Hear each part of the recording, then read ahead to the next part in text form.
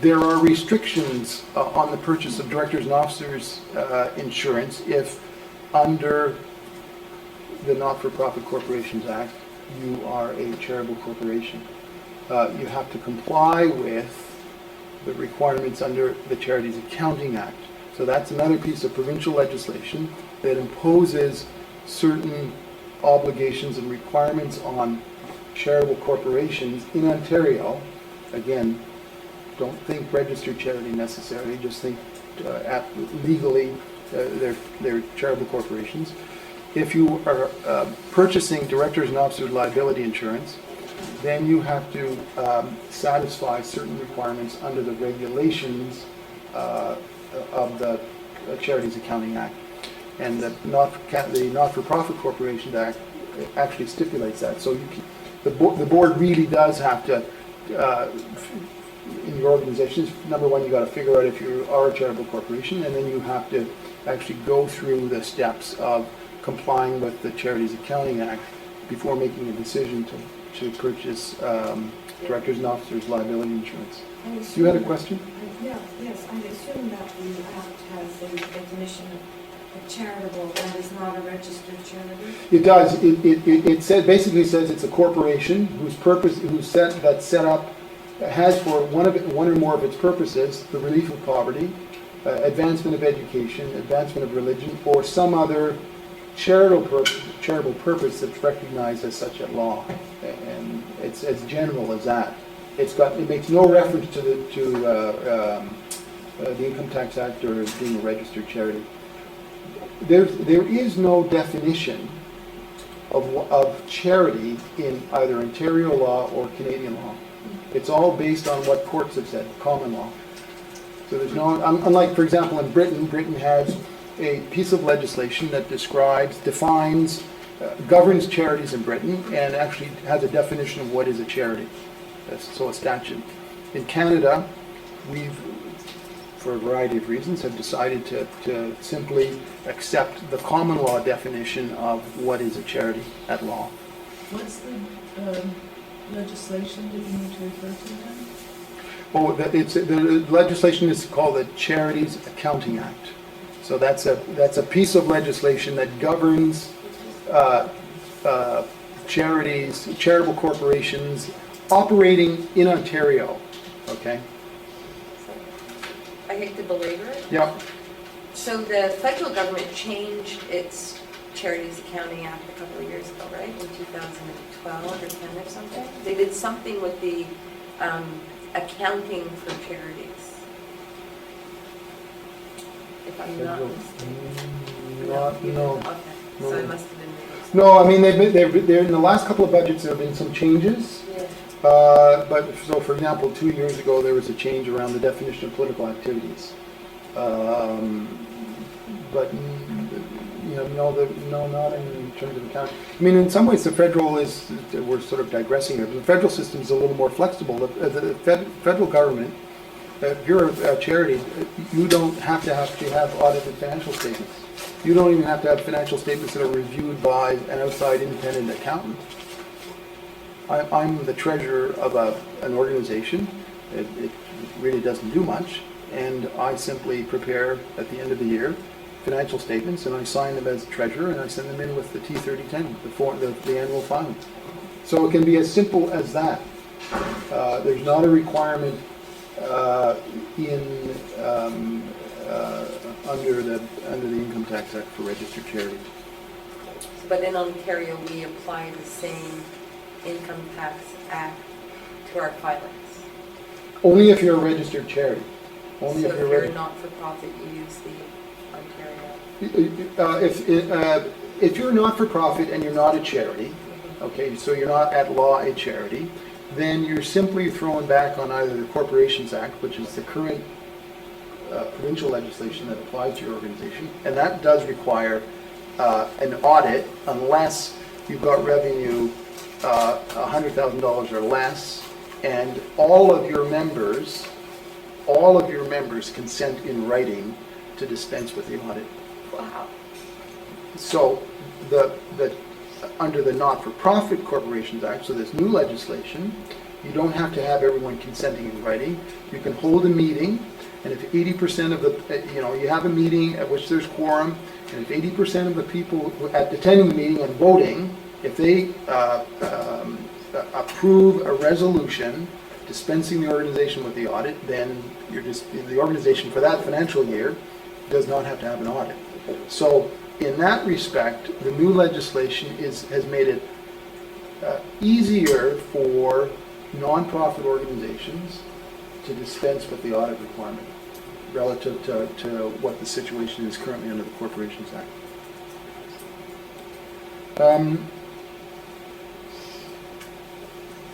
A couple of other things, articles and bylaws. Under your organizations currently were created by something called letters patent. Under the new legislation, when a corporation is created, it will be created by articles of incorporation. The definition of articles of the definition of articles in the legislation does include letters patent. So what's the significance of that? The significance of that is that it is possible that your organization, once the new legislation comes into effect, that you will not have to make any changes to your letters patent. And so the new legislation will, if you were to read the new legislation, you would not find any reference to letters patent in the new legislation. It's all articles. What the legislation has said is, well, for the purposes of defining this concept of articles, we'll include letters patent, again, on the assumption that there may be some corporations who transition into under the new legislation who will not have to make any changes at all to their letters patent. And so that document which created the corporation at the outset will continue to apply. It'll continue to conform to the new legislation and will be your governing document for the corporation.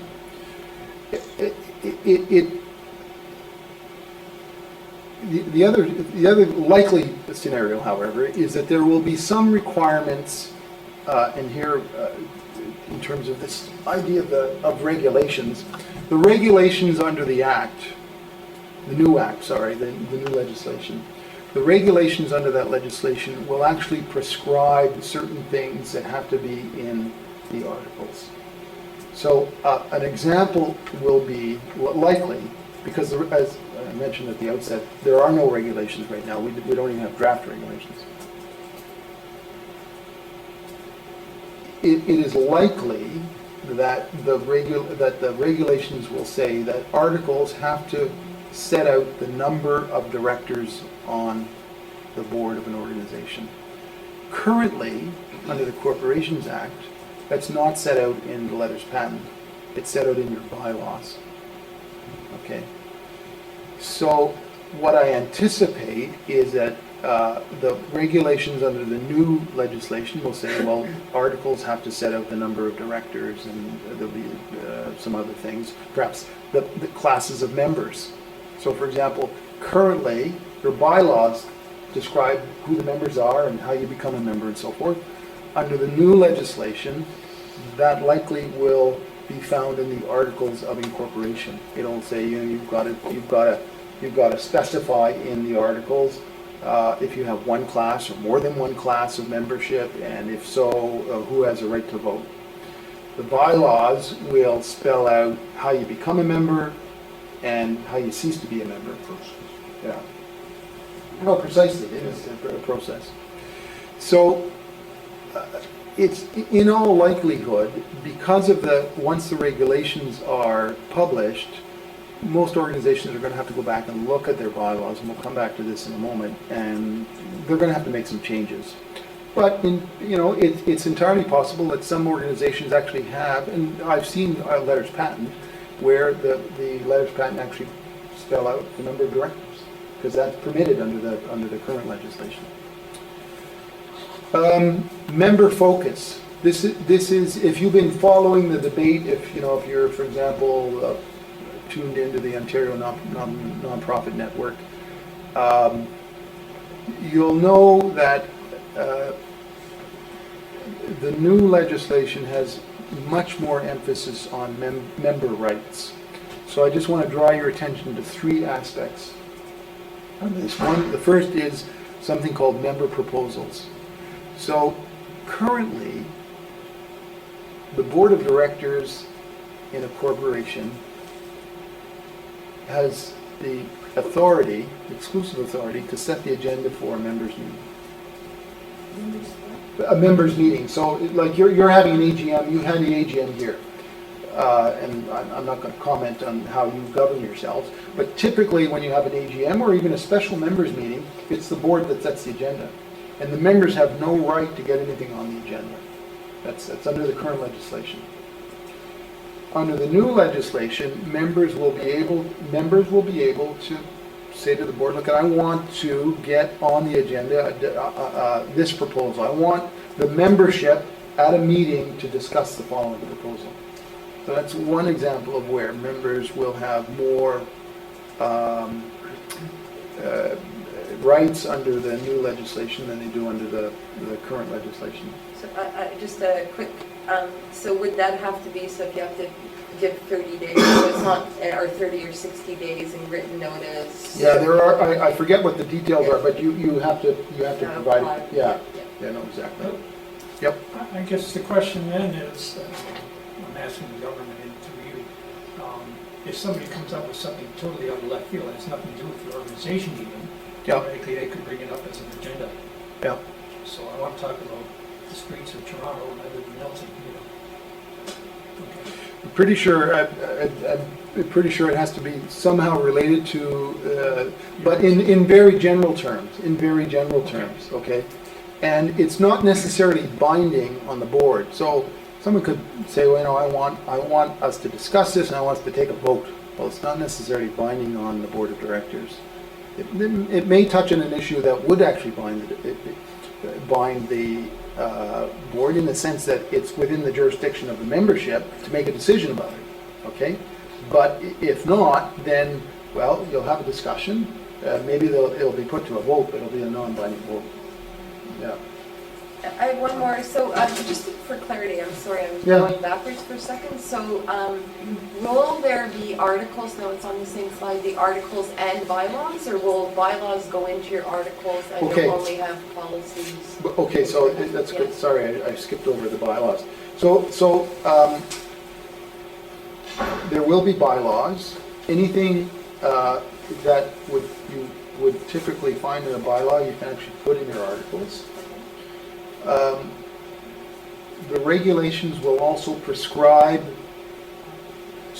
not so much the bylaws, but certain things that typically you will find in bylaws. So an example might be the manner for giving notice. So if you have to give notice to your membership about a members meeting, the regulations will actually prescribe how notices are to be given. Okay? The legislation says notices must be given at least 10 days before the members meeting and not more than 50 days before the members meeting. So it prescribes the time frame within which notice must be given, but the actual method and manner for giving the notice will be spelled out in the regulations.